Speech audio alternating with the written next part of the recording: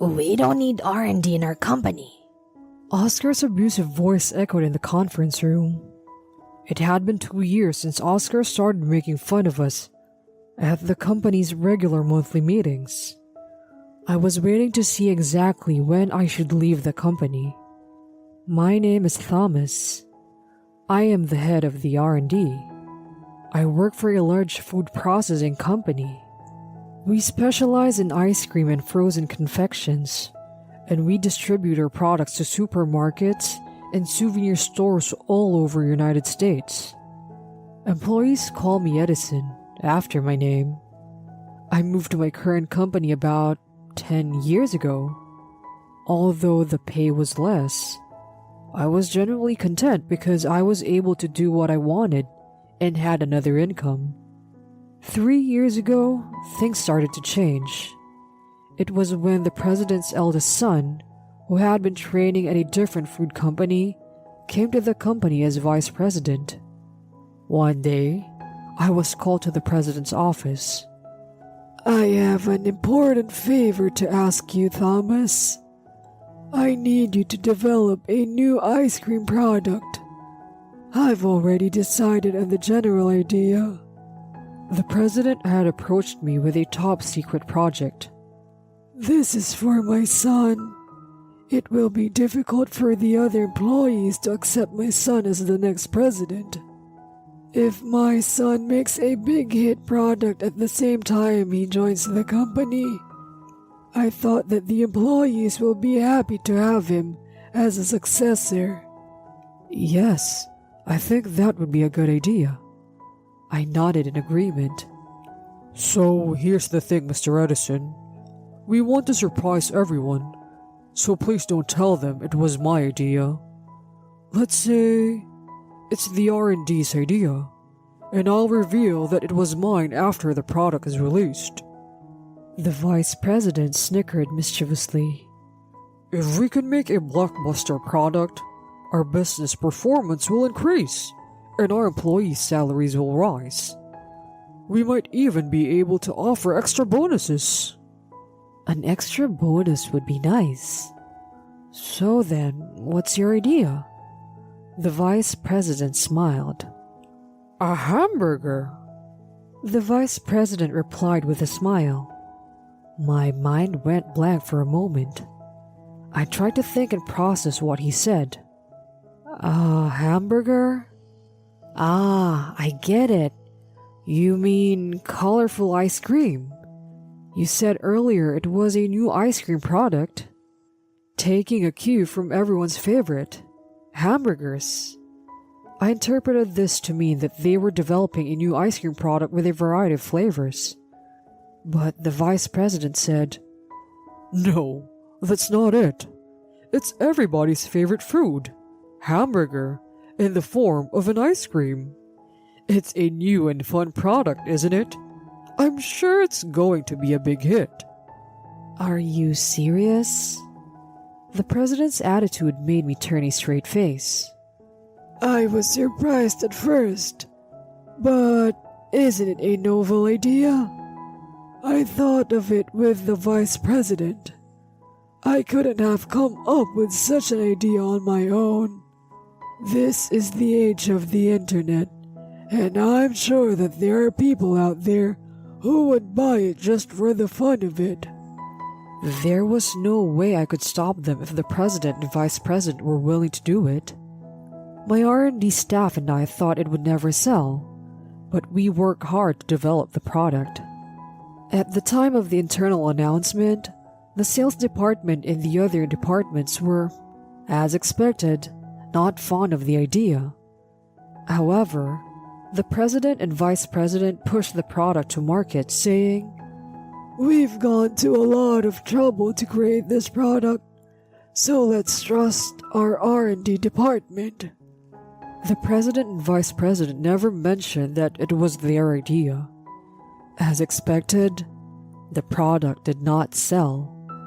In fact, the product went into a surprisingly large deficit, which led to all employees' bonuses being cut that year. Furthermore, the vice president called me in and said, Please say that it was not my idea and that you guys did it on your own. You must keep it a secret. Do you understand? From that moment on, I did not like the boss and his son. Oscar in sales department couldn't buy the car he wanted because of the bonus cut, and he became overtly hostile to me. What's with you, Edison? You've only graduated from high school. You're getting ahead of yourself. I was often criticized in passing by him. At the company's regular meeting, at the beginning of each month, he would always make it difficult for us. Since Oscar was like that, the people around him would imitate him and harass me. I thought about resigning, but I held out for the sake of those working under me. Then, the day of the regular meeting came again. There, Oscar made an outrageous statement. Let's get rid of the R&D. My mind went blank. What are you saying all of a sudden? You've made a lot of mistakes in the past, you know. You've made a terrible mess of things like the hamburger-flavored ice cream. Oscar glares at me and clears his throat. He looks around and explains loudly. Listen up, everyone. We already have a series of very popular products. For the time being, we will be more profitable if we work on developing sales channels rather than product development. If this series of products stops selling, we can start research and development in new. R&D departments are all about labor costs. We don't need a department that will only cause losses to the company. Oscar glanced at me.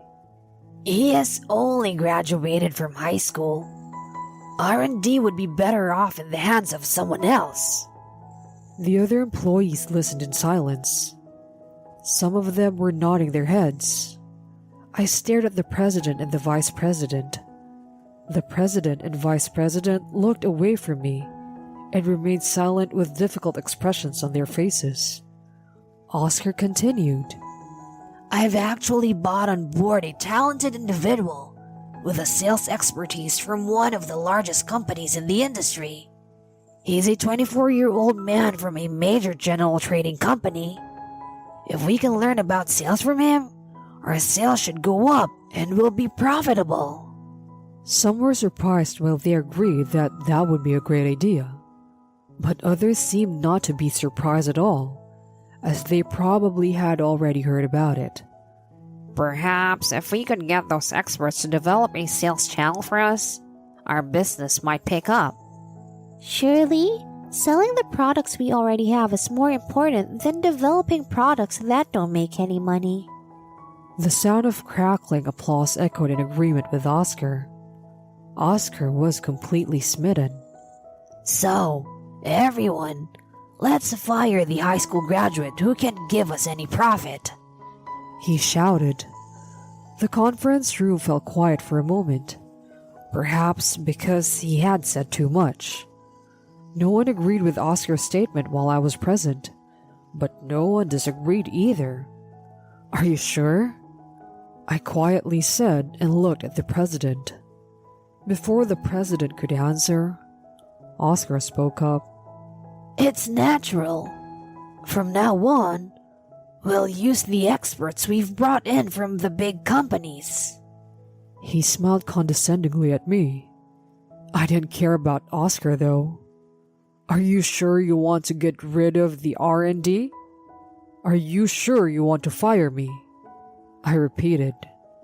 The atmosphere was so heavy that no one around me spoke a word. The president was not very articulate, but answered. I'm sorry to tell you this, but Oscar has a point.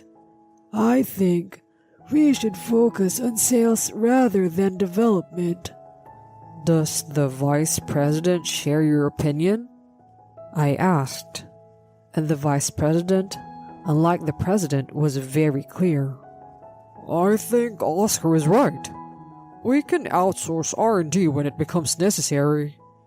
And I think it would be too heavy a burden for a high school graduate like you to take on such an important job as R&D.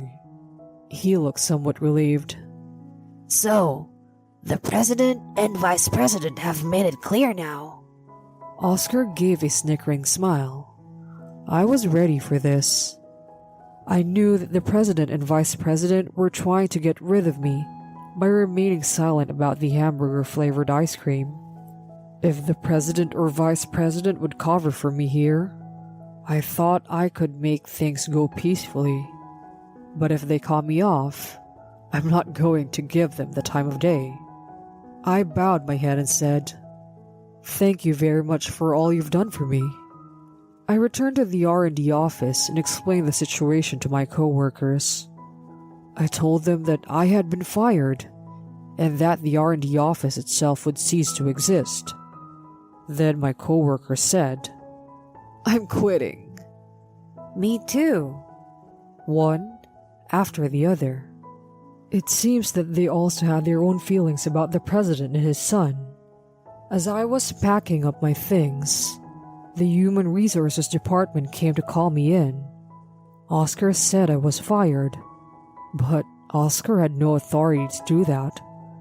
The president and vice president talked it over, and I was not dismissed on disciplinary grounds, but rather dismissed for company reasons. It was an abrupt end to a 10-year career. I decided to put into action a plan that I had been contemplating for some time. It was to start my own business. I had always wanted to start my own company. I had been preparing for this for many years and had consulted with lawyers as well. My co-workers said that they wanted to work for my company. My nickname Edison is not just a play on my name. It has another meaning. I am a true inventor. I don't think Oscar, the president, or the vice president know that I hold the patent for the #1 selling product. That's why they can treat me like this. A few months later, I received several calls on my phone from my former company. When I answered the phone, it was the president of the company. "Thomas, or rather, Manager Edison, why did you send me this? I had no idea you had a patent on the product in the first place." The president asked me in a trembling voice. "I have told you about it, and I sent it to you because I wanted you to stop using it," I replied. I had sent a warning letter demanding that they stop using the patent. I was going to be thorough. After deciding to do so, I sought advice from a patent lawyer. I had heard a lot about patent infringement lawsuits, but I did not know how to stop a lawsuit against a non-infringing party. A patent is a kind of right. Since I, the right holder, did not want the patent to be used, I figured there must be a way. I consulted with a lawyer and asked him to draft a letter to send to the president of the company, demanding an injunction against the use of the patent. "I don't want to follow your request. I want to talk to you. Will you come to my office?" "Okay, I'll be on my way." Thus, I came to the company for the first time in 3 months. When I was led into the conference room, the president, vice president, and Oscar were waiting for me. What in the world do you mean by patent rights? Why the hell do you have them? Oscar yells when he sees me. It's exactly what it says in the letter I sent you. I have the patent for the #1 selling product at your company. You can find it in the patent database. I explained in a matter-of-fact manner. When I was a child, I loved biographies of Edison, so it was only natural that I was curious to invent things. But it was rather early on that I realized I didn't have the same inventive talent as Edison. It's obviously not adequate to compare myself to a history-making inventor. So, I changed my mind. I decided to aim for the cracks. At the time, TV shows about new and useful products were all the rage. But I honestly wondered if any of them would sell. The patents were all very different, and some of them were quite plain. For example, the structure of a non-melting packaging for ice cream. There is a big discrepancy between the public's image of inventions and patents, and the actual patents. I have been able to relax my shoulders and invent casually. So I came up with various ideas while attending a technical high school. When I think about it now, I created a lot of weird inventions. I thought to myself that now that I've made it, I might as well patent it. So I made a lot of inventions, and then more and more people applied for patents on them. Of course, there are some patents that don't bring any money at all. Some inventions, however, bring in a large amount of patent fees, like the current #1 selling product. I won the grand prize at an invention competition for students and got a job at a major company. But I could not do research as I wanted at a big company. And even if I made something, all the rights belonged to that company. I wanted to keep the rights for myself. That's why I changed jobs. Only me and my co-workers in the R&D office have access to detailed information about the patents used in our products. And if neither the president nor the vice president checked the patent database, you really couldn't have an idea, did you? It was disappointing to find out that you hadn't looked at any of the specifications or documents I had provided. The president and vice president looked pale. Manager Edison, we didn't know you had the rights to this product. If we can't sell this product, our company will be in trouble. The vice president begs. Incidentally, the top-selling product uses a special bag that prevents melting of specialty ice creams when producing in various regions. I have a patent on the manufacturing process and the structure of the special bag. If I refuse, they will no longer be able to produce it. Please, forgive us. I didn't know you were such a great guy. Please come back. The president begged to me as well. I had told him about my patents 10 years ago when I interviewed for the job, but he seems to have forgotten all about it. It's a little too late for that. I won't be back. I've already started my own business. Oh, by the way, what happened to the experts you hired out of big companies? Are they already working at your company? I said coldly, and Oscar replied, He is scheduled to join the company next month. I smirked at him. He's 24, isn't he? What does that matter? If he has a master's degree, he will be 24 when he graduates, right? It's June right now, and he joined the company last February, right? So, he has almost no working experience, does he? Especially at a major company. They take a lot of time for training. What? Oscar finally caught on. I guess he didn't know after all. He was 24 years old, just graduated, and a newcomer to the company this year. It was the end of March when I heard that you had decided to hire him out of the company. Wasn't it? That means that he must have joined the company in September and immediately started looking for a new job. I wonder how much he learned about the company while he was there. And I wonder how much more he can bring to your company compared to me. I laughed, and Oscar turned pale and fell silent. Maybe neither the president nor the vice president really knew. I know that our company needed the help of Thomas. Please, let us use the patent. The president pleads. He's more serious than before. Then, I suddenly had a good idea.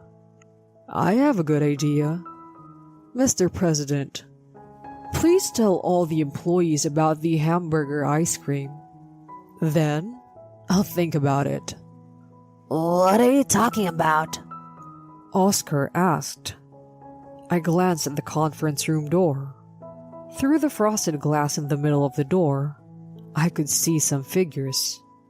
I guessed that some curious employees were listening in. It's the hamburger-flavored ice cream. Don't you remember? That wasn't R&D's idea. It was the vice president's idea. We opposed to it until the very end. But in the end, we were framed. I opened the conference room door, exposing myself in a loud voice. A few employees were about to fall over. What? Wasn't it the sole decision of the R&D department?